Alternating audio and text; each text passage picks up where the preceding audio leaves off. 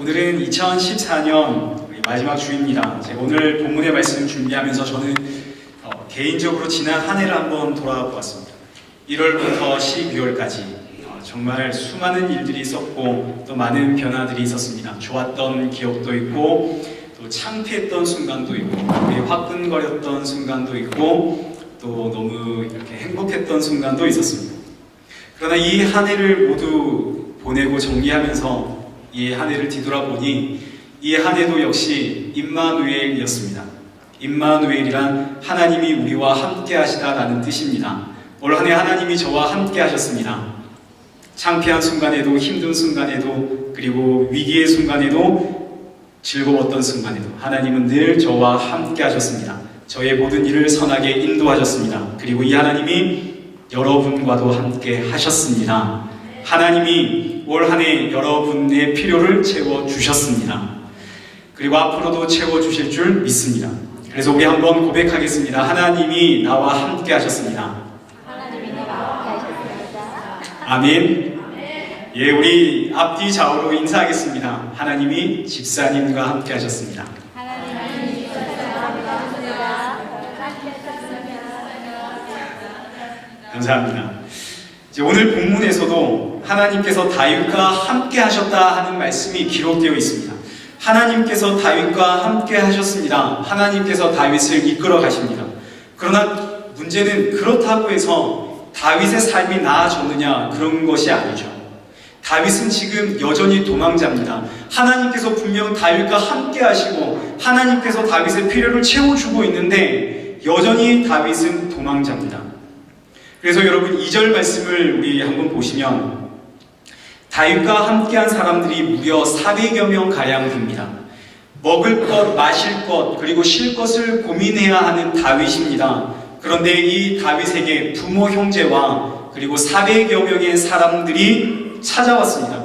지금 나 한 몸 간수하기도 힘든데 다윗은 지금 자신에게 찾아온 이 사람들까지도 돌봐주어야 합니다.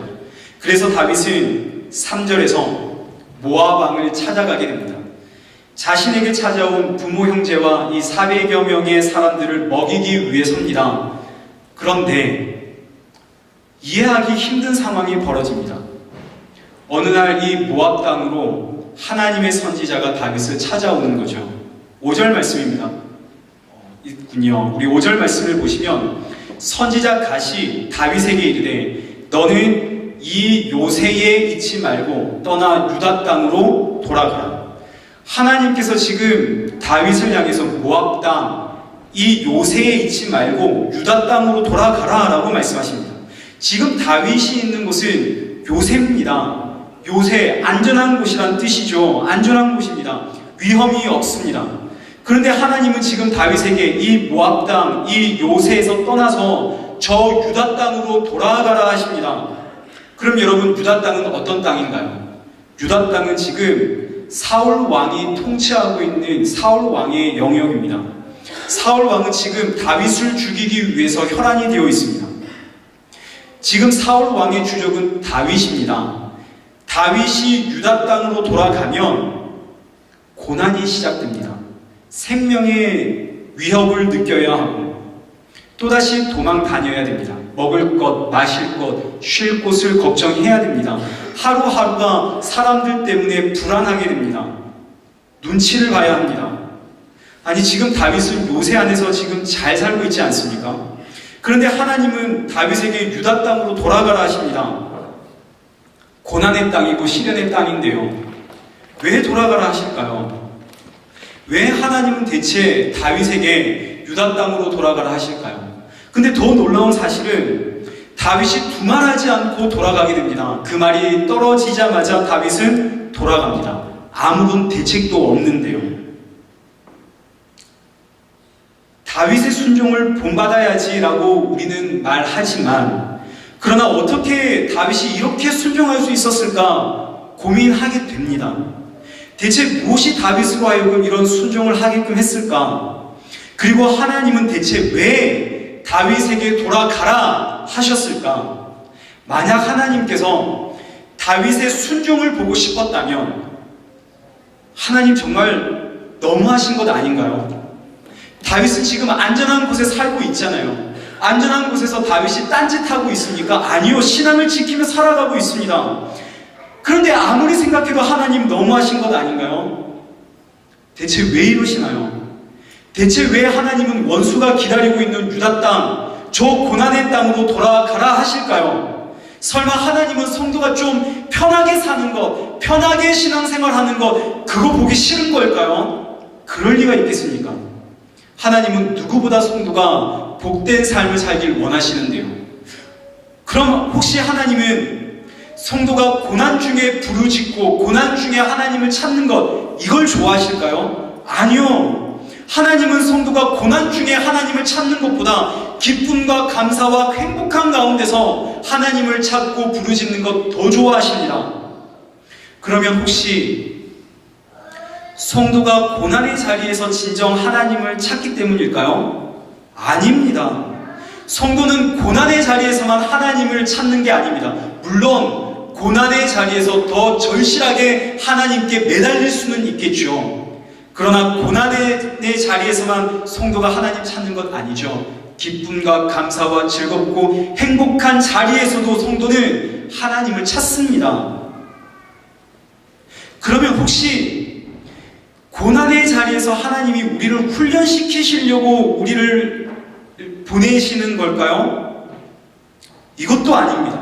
하나님은 우리 성도가 고난의 자리에서만 우리 성도를 훈련시키는 것 아닙니다. 하나님은 즐거운 곳에서도 행복한 곳에서도 우리를 훈련시키십니다. 아닌가요? 아니 도대체 왜 하나님은 지금 성도를 계속 이토록 고난의 자리로 부르실까요? 여기서 지금 우리가 보는 시각과 하나님이 바라보는 시각이 다르다 하는 것을 우리가 발견하게 됩니다. 하나님께서 우리를 부르실 때 우리는 먼저 고난을 바라보게 됩니다. 나는 지금 여기 있는데 하나님이 저곳으로 가라 부르시죠. 그러면 이제 우리는 저기에 하나님이 부르시는 저 자리는 지금 내가 서 있는 이 자리보다 더 나은 자리인가를 먼저 보게 됩니다. 저기는 하나님이 부르셨는데 저길 가면 내가 좀 더 나아질까? 그런데 대부분 하나님께서 우리를 부르시는 자리엔 고난이 있습니다. 그래서 우리는 하나님의 부르심이 너무나 부담스럽습니다. 하나님이 우리를 좀 안 불렀으면 좋겠습니다. 그래서 우리 이런 이야기를 하게 됩니다. 하나님은 대체 왜 나를 고난의 자리로 부르실까? 대체 이 고난의 유익이 무엇인가? 어떤 분이 이런 말씀을 하셨습니다. 문제를 해결할 수 있는 여러 가지 선택이 있답니다. 그 중에서 어떤 선택이 가장 하나님이 원하시는 선택일까? 그 답은 내가 선택했을 때 그 자리가 가장 나에게 고난이 되는 자리, 그것이 하나님께서 원하시는 선택일 가능성이 가장 크다. 이런 이야기를 하셨습니다. 예수님이 고난을 당하셨으니 우리도 고난의 자리를 찾아가는 것이 마땅하다는 것이죠. 남들이 힘들어하고 남들이 꺼려하는 그 자리를 찾아가라. 그게 정답일 가능성이 크다라는 겁니다. 그러나 저는 절대로 이 말에 동의할 수가 없습니다. 아니 언제 대체 하나님께서 우리로 하여금 고난의 자리로 가라고 하셨나요? 하나님은 오히려 고난에서 우리를 건져주셨습니다. 왜 예수님께서 십자가에 죽으셨나요? 그 십자가 원래 우리가 달려 죽어야 할 십자가입니다.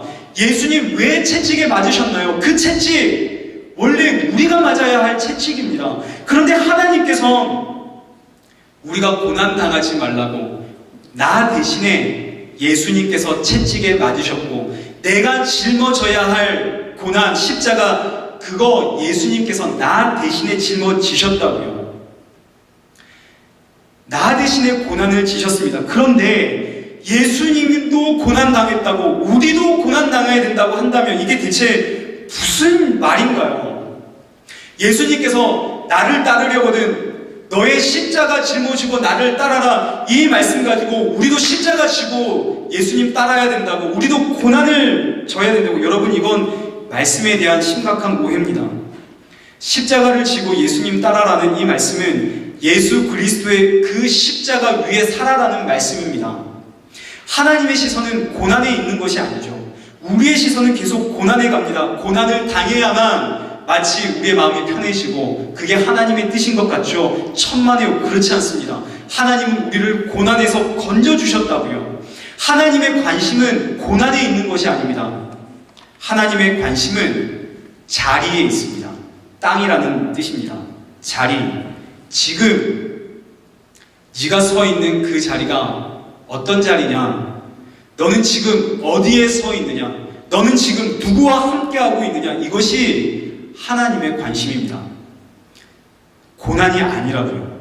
우리는 하나님이 부르시는 그곳에서 저기에는 어떤 일이 있을까? 이 자리보다 저 자리가 더 나을까를 염려하고 고민하지만 하나님께서는 계속 우리를 향해서 너는 지금 어디에 서 있느냐라고 물으신다고요. 하나님께서 다윗을 향해서 다윗아 그 요새 있지 말고 고난의 자리로 돌아가라. 고난의 현장으로 돌아가라. 고난 중에서 겸손을 배우고 고난 중에서 좀 섬김을 배우고 고난 중에서 좀 너의 교만함을 내려놓고 좀 그 고난 중에서 좀 훈련을 받아라. 그러라고 하나님께서 다윗을 고난의 자리로 부르시는 게 아니잖아요. 하나님께서 지금 다윗을 선지자를 보내서 말씀하시는 겁니다. 다윗아, 지금 너는 어디에 서 있니? 지금 네가 서 있는 그곳이 네가 있을 자리냐? 너가 있을 자리로 돌아가라. 여러분, 지금 다윗이 어디에 있나요? 모압 땅에 있습니다. 모압 땅 요새에 있죠. 그럼 여러분, 우리 생각해 보는 겁니다. 다윗은 하나님의 자녀입니다. 우리는 하나님의 백성이죠. 하나님의 백성은 어디에 있어야 할까요? 하나님의 땅에 있어야 하지 않겠습니까? 이건 상식입니다. 하나님의 백성이 하나님 나라에서 사는 것 상식입니다. 그런데 지금 다윗 어디에 있나요? 모압 땅에 있죠. 그래서 하나님께서 말씀하시는 겁니다. 유다 땅으로 돌아가라고요. 지금 그 자리가 네가 있을 자리냐고요. 너의 자리로 돌아가라는 하나님의 말씀입니다. 유다 땅 하나님의 나라로 돌아가라. 여러분, 오늘 우리는 어디에 서 있습니까? 지금 내가 서 있는 이 자리가 고난의 자리냐 고난의 자리가 아니냐, 이게 중요한 것이 아니죠. 하나님께서 우리를 부르십니다. 왜 부르시나요? 고난의 자리 가서 훈련받으라고 우리를 부르시나요? 아닙니다. 있어야 할 자리에 있으라고 우리를 부르시는 겁니다. 왜 지금 나에게 이토록 고난이 있을까? 이게 중요한 것이 아니라 지금 나는 하나님의 땅에, 하나님의 나라에, 하나님 앞에 옳게 자리매김하고 서 있는가? 이것이 중요한 것입니다.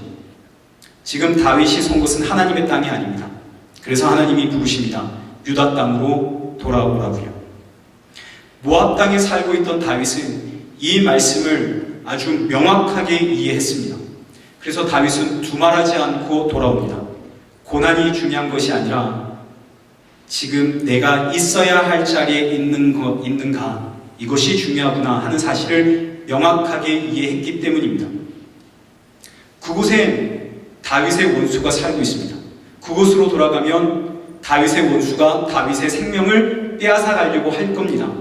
그런데 다윗은 그 고난을 보는 것이 아니라 지금 나는 있어야 할 자리에 있는가.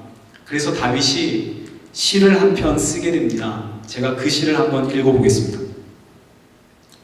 여호와는 나의 목자시니 내게 부족함이 없으리로다. 그가 나를 푸른 풀밭에 누이시며 쉴만한 물가로 인도하시는도다. 내 영혼을 소생시키시고 자기 이름을 위하여 의의 길로 인도하시는도다. 내가 사망의 음침한 골짜기로 다닐지라도 해를 두려워하지 않는 것은 주께서 나와 함께 하시니라. 주의 지팡이와 막대기가 나를 안위하시나이다. 주께서 내 원수의 목전에서 내게 상을 차려주시고 기름을 내 머리에 부으셨으니 내 잔이 넘치나이다. 여러분, 이 시에는 다윗의 깨달음이 고스란히 담겨 있습니다.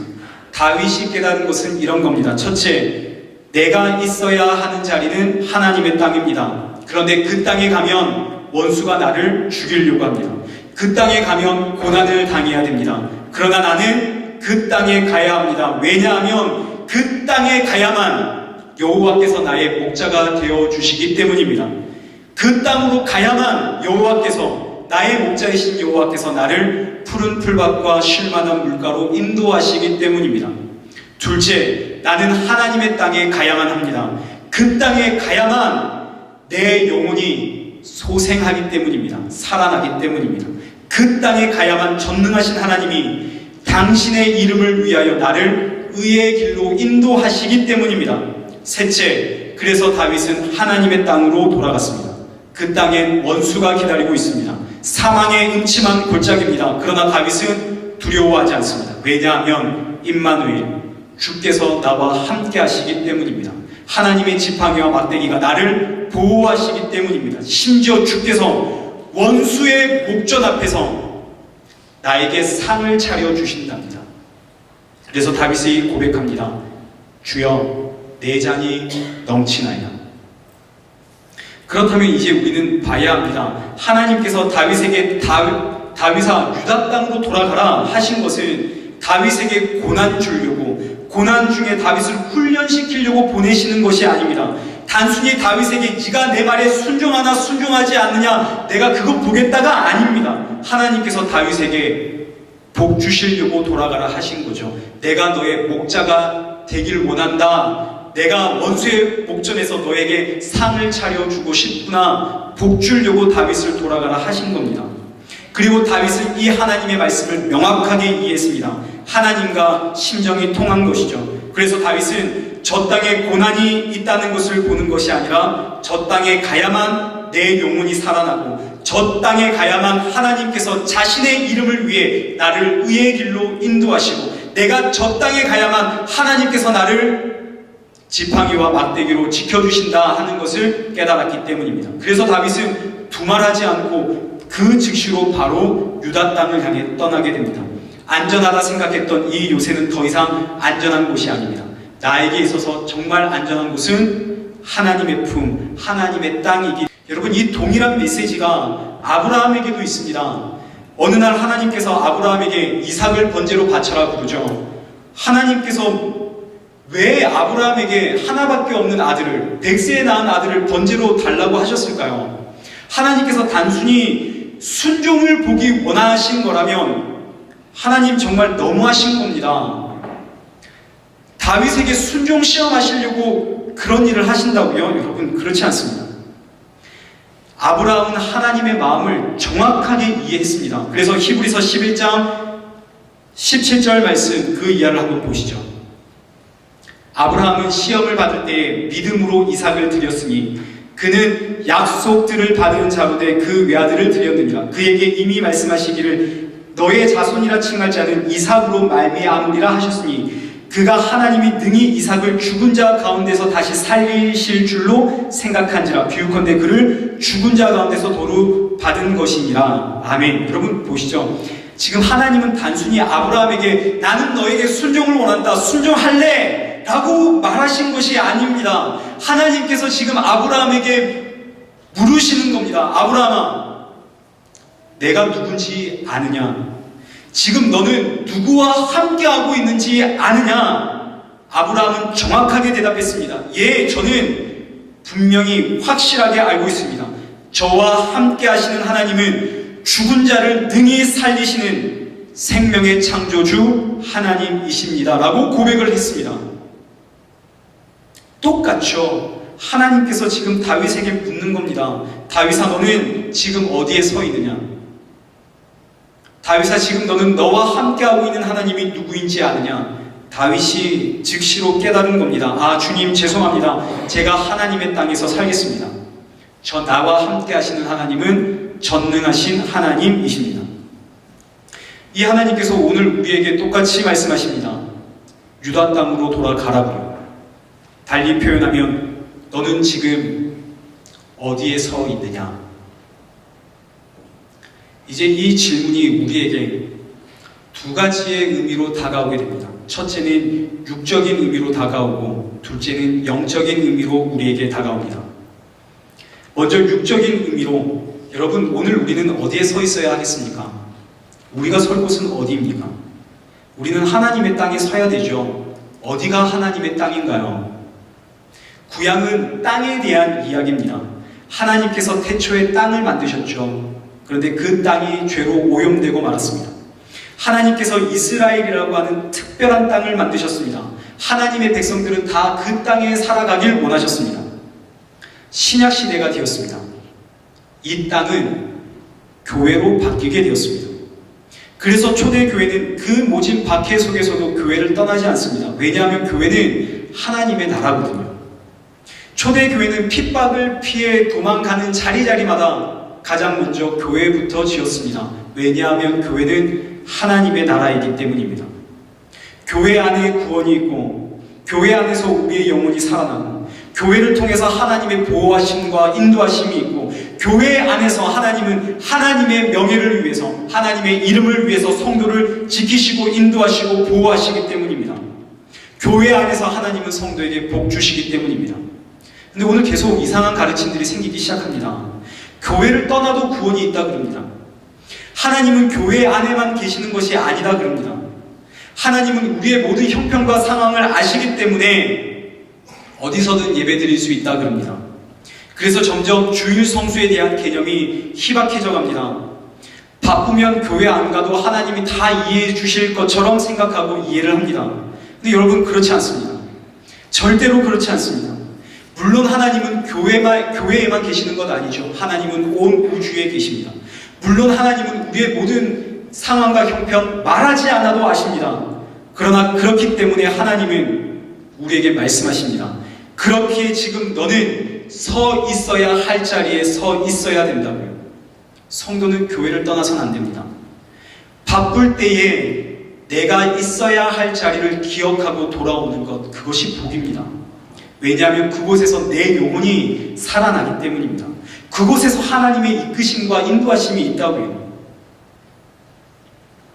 그리고 설령 그리하지 아니한다 할지라도 교회를 떠나지 않는 것, 이것이 성도의 믿음인 줄 믿습니다.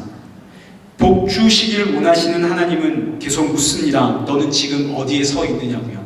2015년이 다가옵니다. 다음 주는 2015년 첫 주죠. 오늘은 마지막 주입니다. 우리 2015년에는 더욱 교회를 사모하는 은혜가 있기를 축원합니다. 둘째로 영적인 의미가 있습니다. 이 영적인 의미를 살펴보고 말씀을 맺도록 하겠습니다. 지금 나는 어디에 서 있는가? 여러분 어디에 서 있나요? 우리는 지금 교회 안에 서 있군요. 복된 자리에 서 있습니다. 그럼 영적인 의미로 우리는 어디에 서 있어야 할까요? 여러분 지금 우리는 어디에 서 있어야 합니까? 우리는 날 위해 죽으신 예수 그리스도의 십자가 그 위에 서 있습니다. 우리의 자리는 예수님의 십자가입니다. 지금 우리는 날 구원하신 예수 그리스도의 십자가 그 터 위에 십자가를 밟고 서 있습니다. 그러면 이제 우리는 어떻게 살아야 할까요? 예수님처럼 살아야겠군요. 그러면 예수님처럼 사는 삶은 어떤 삶인가요? 하나님께 순종하는 삶이군요. 그럼 이제 순종에 대해서 우리가 생각해 봐야 됩니다. 여러분 순종이란 무엇입니까? 순종이란 한마디로 율법을 의미합니다. 성경은 구약과 신약으로 나뉘어져 있죠. 구약이란 옛 언약이라는 뜻입니다. 신약은 새로운 언약이다라는 뜻입니다. 언약은 율법을 이야기하죠. 그래서 구약은 옛 율법, 신약은 새로운 율법 이런 뜻입니다. 그러면 여러분 율법이란 무엇입니까? 율법이란 쉽게 말해서 하나님의 말씀을 잘 들으면 순종하면 복을 받고 하나님의 말씀에 순종하지 않으면 불순종하면 벌을 받는다. 이게 율법이죠. 그래서 여러분 율법은 순종입니다. 그러면 구약도 순종에 대한 말씀이고 신약도 순종에 대한 말씀이라는 것을 우리가 알 수 있겠군요. 성경에서 가장 중요한 주제 중에 하나가 순종입니다. 순종. 아무리 강조해도 부족함이 없습니다. 순종. 구약도 순종이고 신약도 순종입니다. 그러면 이제 우리는 구약 시대의 순종이 무엇을 의미하고 신약 시대의 순종이 무엇을 의미하는지를 이해해야 됩니다. 구약 시대의 순종, 구약 시대의 율법은 이스라엘 백성들이 출애굽했을 때에 하나님께서 주셨습니다. 애굽에서 나왔을 때에. 그래서 광야를 지나가는 그 이스라엘 백성들에게 하나님께서 율법을 주셨죠. 광야를 지나가는 이스라엘 백성들에게 있어서 가장 중요한 문제는 먹는 문제였습니다. 무엇을 먹고 무엇을 마실 것인가. 광야에서 먹을 것이 다 떨어져 갑니다. 그래서 출애굽기 16장 1절에서 4절 말씀을 보시면 이스라엘 백성들이 하나님을 원망하기 시작합니다. 광야에서 줄여 죽게 되었다는 것이죠. 이스라엘 백성들의 눈에는 양식이 다 떨어져 가고 있는 그런 심각한 고난이 보이기 시작했습니다. 그래서 하나님께 원망하기 시작했습니다. 하나님, 먹을 게 없다고요. 돌아가자고요. 그래서 하나님께서 이스라엘 백성들에게 무엇을 주셨습니까? 만나를 주셨죠. 하나님께서 만나를 주셨습니다. 만나를 주신 이유는 이 백성들이 내 율법을 준행하나 준행하지 아니하나 내가 시험하리라. 하나님께서 원망하고 있는 이 이스라엘 백성들에게 만나를 주신 이유는 이 백성들이 말씀에 순종하느냐 말씀에 순종하지 않느냐 이걸 시험하기 위해서 주셨습니다. 그리고 그 결과는 무엇인가요? 보시죠. 19절과 20절입니다. 모세가 그들에게 이르기를 아무든지 아침까지 그것을 남겨두지 말라 하였으나 그들이 모세에게 순종하지 아니하고 더러는 아침까지 두었으니 벌레가 생기고 냄새가 난지라. 하나님께서 만나 주셨습니다. 이거 거두어서 그 다음 날에 남기지 말고 다 먹어라. 그런데 이스라엘 백성들은 먹었습니다. 그런데 그 다음 날 어떻게 될지 모르니까 불안하니까 남겼습니다. 어떻게 됐나요? 다 썩었습니다. 이제 26절과 28절 엿새 동안은 너희가 그것을 거두되 일곱째 날은 안식일인 즉 그날에는 없으리라 하였는데 일곱째 날에 이스라엘 백성들은 거두러 나갔습니다. 이스라엘 백성들 하나님께서 그날은 먹을 건 그날 먹고 그 다음 날까지 남기지 마라 그랬다고요. 그런데 여섯째 날은 남겨라 그랬습니다. 일곱째 날에 그거 먹으라고요. 그런데 이스라엘 백성들은 여섯째 날 먹고 다음 날 썩을까봐 다 먹었습니다. 그리고 그 다음 날 다시 거두러 나갔죠. 여러분 지금 이게 뭘 이야기하는 겁니까? 이스라엘 백성들은 지금 순종하지 않고 있음을 이야기하고 있는 겁니다. 이스라엘 백성들 순종하지 못했죠. 지금 이스라엘 백성들은 배가 고파서 먹을 것이 없어서 원망을 했습니다. 그래서 하나님께서 만나 주셨습니다. 그래 내가 만나 줄게. 그리고 시험하시죠. 그러면 하나님께서 지금 시험하고 있는 이 시험은 단순히 이스라엘 백성들이 너희가 순종하냐 불순종하냐 이걸 시험하신 것이 아니라 너희들이 지금 나를 원망하는 것, 지금 너희들이 나에게 불평하는 것, 그것이 정말 너희들이 배고파서 원망하는 것인지 아니면 다른 이유가 있기에 원망하는 것인지 그거 알려주시려고 이 시험을 주신 겁니다. 그래서 그 결과 이스라엘 백성들의 원망, 이스라엘 백성들의 불평, 그리고 이스라엘 백성들의 불순종은 먹는 것 때문이 아니었습니다. 배고픔 때문이 아니었다고요. 배가 불러도 여전히 원망하고 배가 불러도 여전히 불평하고 있고 배가 불러도 여전히 불순종하고 있는 이스라엘 백성들입니다. 다른 이유가 있는 겁니다. 뭡니까? 죄입니다. 죄라고요. 이스라엘 백성들의 원망과 이스라엘 백성들의 불순종은 고난 때문이 아니라 죄 때문입니다.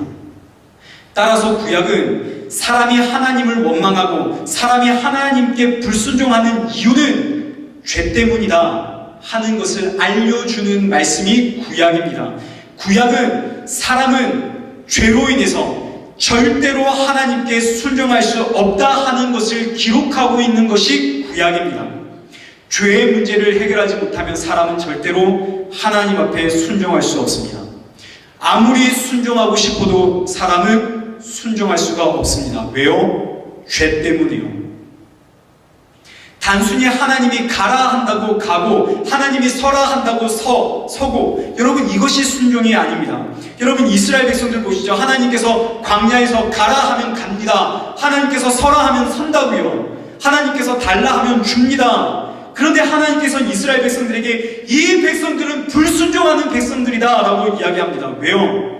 하나님께서 가라 했더니 갑니다. 어떻게 가나요? 불평하면서 가죠. 하나님께서 서라 합니다. 서죠. 원망하면서 섭니다. 하나님께서 달라 합니다. 주죠. 불신하면서 줍니다. 아까워하면서 줍니다.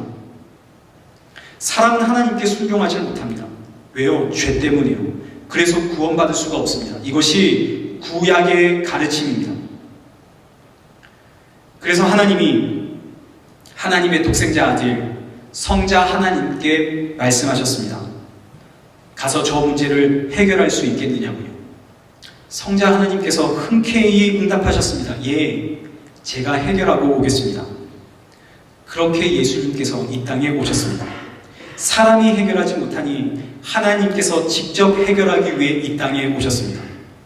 참 하나님이 참 사람의 몸으로 이 땅에 오셨습니다. 그리고 사람이 순종하지 못했던 그 모든 율법, 하나님의 말씀을 다 순종하셨습니다. 그리고 모든 사람들의 그 죄를 다 짊어지고 십자가에서 죽으셨습니다. 예수님께서 십자가에서 우리의 죄를 짊어지고 죽으셨군요. 여러분, 그래서 이제 이 땅의 죄가 다 사라졌습니까? 그래서 오늘 우리 안에 죄가 다 사라졌나요? 아니요. 죄는 사라진 것이 아닙니다. 예수님께서 십자가에서 죄의 대가를 지불하신 것이지 죄를 사라지게 하신 것이 아닙니다. 죄는 사라지지 않았습니다. 그러면 오늘날 성도가 하나님께 순종할 수 있겠습니까? 없겠습니까? 여러분, 오늘날 교회가 순종을 많이 이야기를 합니다. 순종하라 그럽니다. 하나님의 말씀에 순종하십시오. 하나님의 말씀에 순종하십시오. 여러분, 그러면 성도는 순종할 수 있나요? 없나요? 성도는 순종할 수가 없습니다. 죄가 있잖아요. 죄가 있는데 어떻게 하나님께 순종할 수 있습니까? 우리는 순종할 수가 없습니다. 그런데 이제부터 놀라운 일이 생깁니다. 예수님의 십자가를 믿는 사람에게는 예수님께서 순종하셨던 그 순종이 전가된답니다. 예수님의 십자가를 믿는 사람은 더 이상 죄의 형벌을 받지 않는답니다. 하나님의 약속입니다. 그래서 예수님의 십자가를 믿는 사람은 의인이 되고 구원을 받는 겁니다.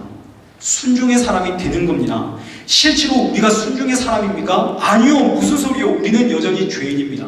죄가 있는데 어떻게 하나님께 순종할 수 있나요? 우리는 순종하지 못합니다. 그러나 나는 예수 그리스도의 십자가를 통해서 그분의 순종이 내 안에 들어와 버렸습니다. 그래서 나는 여전히 순종하지 못하는 사람인데 하나님은 나를 순종의 사람이라고, 여전히 나는 죄인인데 하나님은 나를 의인이라고 불러주신 겁니다. 이신칭의 하신 것이죠. 내가 순종한 것이 아니라 예수님이 순종하신 겁니다. 그리고 그 순종이 이제 나의 순종이 되고 말았습니다. 그래서 이것을 옛 언약과 완전히 다른 새로운 언약이다. 그래서 신약이 되고 말았습니다. 그래서 이 시대를 신약의 시대라고 부르는 겁니다. 여러분, 오늘 우리는 이 신약의 시대에 살아가고 있습니다. 신약 시대의 순종이란 똑같습니다. 우리는 똑같이 구약 시대처럼 하나님의 말씀을 지키지 못합니다. 똑같습니다. 그러나 예수님을 믿는 자는 하나님께서 순종한 사람이라고 인정해 주시고, 예수님을 믿는 사람은 더 이상 죄인이 아니고 의인이라 인정해 주십니다. 그래서 신약 시대의 순종이란 예수 그리스도를 믿는 것이 순종입니다. 예수님의 십자가 위에서 살아가는 것이 순종입니다. 다른 것이 순종이 아닙니다. 말씀을 정리해 보겠습니다. 오늘 우리는 예수님처럼 살아야 됩니다. 예수님처럼 사는 삶은 하나님 앞에 순종하는 삶입니다. 그럼 대체 순종이 뭔가요? 순종이란 사랑해야 한다고 사랑을 노력하고, 섬겨야 한다고 섬김을 노력해야 한다고 용서를 노력하고, 여러분, 이건 순종이 아닙니다. 순종이란 하나님께서 만나를 남기라고 했다고 그 만나 남기고, 목사님이 교회에서 봉사하라 그랬다고 교회 나와서 봉사하고, 여러분, 이건 순종이 아닙니다. 이런 것을 순종이라고 이야기하면 하나님께서 가슴을 치십니다. 하나님께서 남기라고 했다고 남기는 것이 순종이고, 하나님께서 가라 했다고 가는 것이 순종이라면 왜 예수님이 십자가에 죽으셔야 합니까? 우리 그거 다 잘 하는데요.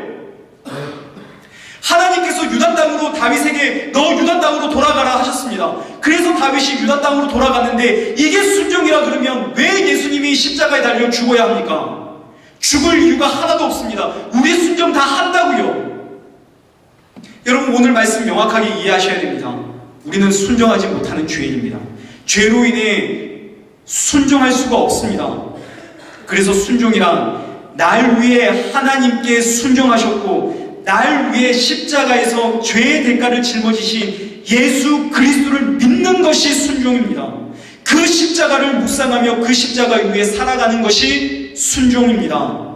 내가 뭔가를 지키려고 아둥바둥 애쓰고 발버둥 치는 것이 순종이 아닙니다. 예수님을 믿는 것이 순종입니다. 그 위에 살아가는 것, 그것이 순종입니다. 이것이 새 언약 신약 시대입니다. 그래서 오늘 우리는 어디에 서 있습니까? 예수 그리스도의 십자가 위에 서 있습니다. 그리고 오늘 우리는 어디에 서 있습니까? 교회 위에 서 있습니다. 이것이 순종입니다. 제가 다시 한번 구약의 만나 이야기를 해보겠습니다. 하나님께서 원망하는 이스라엘 백성들에게 만나 주셨습니다. 왜 주셨을까요? 신명기 8장 16절입니다. 이거 우리 함께 읽도록 하겠습니다. 시작. 내 조상들도 알지 못하던 만나를 광야에서 내게 먹이셨나니 이는 다 너를 낮추시며 너를 시험하사 마침내 내게 복을 주려 하심이었느니라. 하나님께서 만나 주신 이유는 뭡니까? 마침내 복 주시려고 만나 주신 겁니다. 이게 무슨 뜻인가요? 이스라엘 백성들 먹을 것이 없어서 하나님 원망했죠. 그래서 하나님이 만나를 주셨습니다. 이거 왜 주셨나요? 하나님은 이스라엘 백성들이 순종하냐 안 하나 이거 보시려고 만나 주신 것이 아닙니다. 하나님께서는 이미 이 백성들이 순종하지 못할 것 알고 계십니다. 이미 사람들 다 죄로 오염되었잖아요. 아담과 하와의 죄 이후로 사람은 순종할 수가 없습니다. 이미 하나님이 알고 계신다고요. 그럼 왜 하나님께서 만나 주셨을까요? 만나 주신 이유는 하나입니다. 너희와 함께하는 하나님이 누구냐? 이거 깨달으라고 만나 주신 겁니다. 지금 너희가 누구와 함께하고 있는지 아느냐? 지금 너희는 누구와 함께하고 있고 누구 위에 서 있는지 아느냐? 그것을 깨닫는 것이 너에게 복이다. 그거 알려주시려고 하나님께서 만나 주셨습니다.